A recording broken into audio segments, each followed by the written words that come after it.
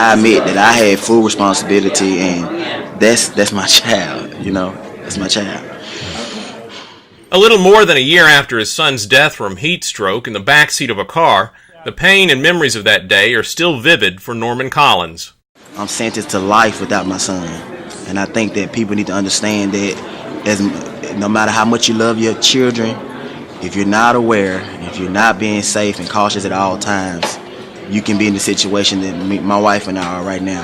And at this time, we can't hold our son, can't talk to him. And I think that's most important, that it can happen to anyone. On this day, he and his wife joined his father, who's become an advocate for child safety, at a Batson Children's Hospital news conference.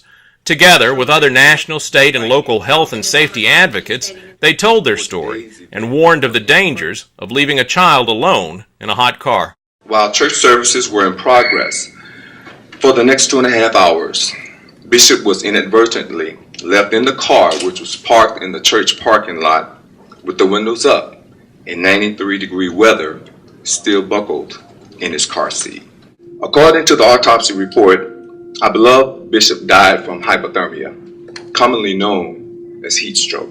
I think the vast majority of these cases are people just being rushed, being off their regular routine, being sleep deprived, and it's purely accidental, and it's so sad, and it just changes that family forever. We have been working now for 2 years on coordinating a national program, which has culminated into the Where's Baby, Look Before You Lock program, to get out outreach and tips and advice to make sure that no family, that no parent, that no caregiver ever mistakenly leaves a baby behind in a hot car. We keep speaking of cars because a car is such a risky environment because the temperature rises so quickly. It can increase in a closed car about 3 degrees every 5 minutes and get to a temperature of about 40 degrees higher than the outside temperature within 30 minutes to an hour. So literally within minutes, an infant can develop heat stroke.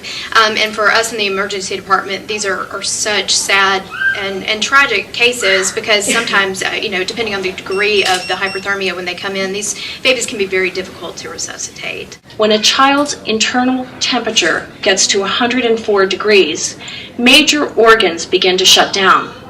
And at 107 degrees, that child can die.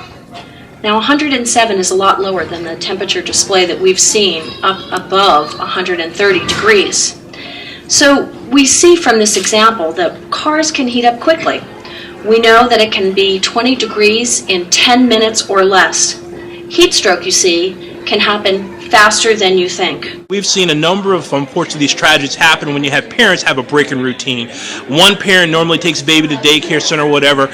Emergency happens, somebody has to switch up, and then the parent that normally doesn't do that goes into autopilot and forgets, and baby gets left behind. Another set of circumstances, what happens is that parents or caregivers leave vehicles unlocked. So toddlers can then get into the vehicle, but they can't get out. We lose between 20 to 40% of the children that we lose to heat stroke end up losing their lives in this way. So just locking your car is a huge thing to do. And the third thing to remind anybody, when you're walking through a parking lot, and you happen to see somebody who left baby behind in the car, don't presume that mom or dad will be back in a couple of minutes. You don't want to trouble yourself. Call 911 immediately. Sadly, Mississippi is not doing so well on deaths from hypothermia.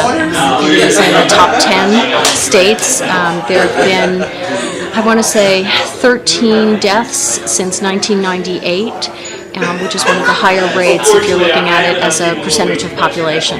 In the first week of August, there were 9 children in 4 different states that died from vehicular hypothermia. So far this summer in Mississippi, we have lost 2 children to hypothermia or heat stroke, and we are attempting to get the word out so that the parents, the grandparents, the caregivers of these small children remember to check that back seat before they walk away from the car. The message that we're sending is that if you're a human being, you have the proclivity to forget. Everybody forgets. And unfortunately, if a person's routine is disrupted by the slightest little thing, we can forget to do some of the most important things. This is something that is so preventable, and we see so many tragedies in the ER that are preventable, and you just want to do whatever you can to get the word out to try to keep another family from having to go through that.